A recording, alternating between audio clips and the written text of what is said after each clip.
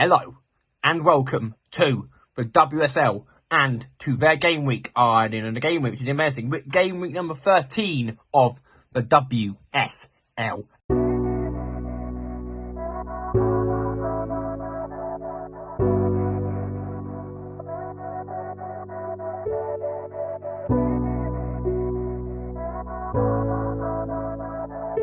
JMC, this shit crazy. Well, you made this. Went through pain, I got hella heart aching. You can even ask my bro, he's gone. And we're going to start. It was a very interesting weekend last week. A lot of draws going around. Not many Chelsea winning, Man City winning, so the gap at the top is still 6 points at the top. So it's all to play for. The Champions League places are all to play for. What will happen in game week 20, in what will happen in game week 13 of the WSL.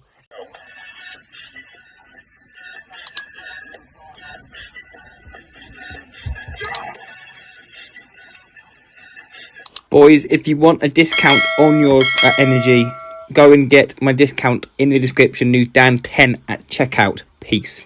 And we start on Friday, the 23rd. Tonight, as we're seeing this, is Everton v Brighton and Hove Albion. Now, Brighton lost 2-1 to Aston Villa in their game, thanks to a goal from Fuka Tsunoda. And Everton lost 2-0 to league leaders Man City. Now, I do believe in this game that, you'd assume that Everton would be fair. You can't call this game at all. Some of these games you can call, this one you can't call. I'm going to go with a 2-1 win to Everton. If the men are winning, the ladies will win as well. 2-1 to Everton. And we go to the games on Saturday. Well, one game on the 24th, which is Chelsea v Arsenal. Now, this is second, the joint third. Chelsea put 5 past West Ham. A goal after a couple of seconds. I think it may have been after 10 seconds in that game, and 2 goals from Player of the Week, Sandy Baltimore, who's going to be on the thumbnail as well, and against an Arsenal team who drew 0-0 to Man United on the weekend. And I don't know what to say in this game. I think it will be a Chelsea win. They need to keep it up with like the Man City, and I am going to say Arsenal to win. Chelsea 2, Arsenal 1. It's going to be goddamn flicking close. 2-1 Chelsea. We now go to the games on Sunday and to Aston Villa for Aston Villa versus Manchester United. Now, United literally drew 0-0 to Arsenal, and Villa put 2 past Brighton and Hove Albion. 2 goals from Kate, 1 goal from Rachel Daly, of course, and 1 goal from it turned out to be the winning goal from Kirsty Hansen. And I can honestly see this being United. We need to find some form. We are doing very well so far in the Women's League.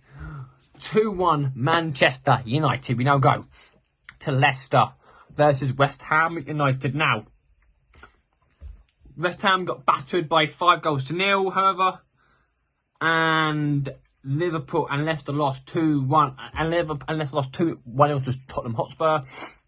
And I can see this being one of these games where it goes either. To be fair, this has a 0-0 all over it. 0-0 Leicester, West Ham. We now go to Liverpool versus Tottenham Hotspur, who have come a little bit under a goal, an own goal from Ashley Neville after days from joining. Literally, she joined Leicester from Spurs and then conceded an own goal. Well done.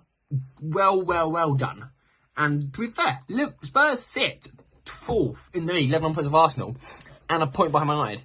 It is that top 5, and there's a gap literally from United in 5th to Villa in 6th for like 6 points. It's crazy. And I can only see this going the way of Tottenham Hotspur here by 2-1 to Tottenham Hotspur. And we go to the last game of the game week, which is going to be in London City Lionesses against the league leaders Man City, now City. Only could score 2 this time, and no goal this time from Kadina Finally Shaw. Yes, she played, but she didn't score a goal, which, for her standards, is poor. The league's leading goal scorer against a London City Lionesses team who played out a 0-0 draw against Liverpool, and I'm gonna say in this game it could be any scoreline here, and I'm going to say it's gonna be very, very close. With Man City will trumps it probably 3-0 to Man City, and that will bring game week number 13 to an end. Thank you all for watching, and I will see you lot next week for men's and women's predictions. Until then, what is going to happen with the WSL?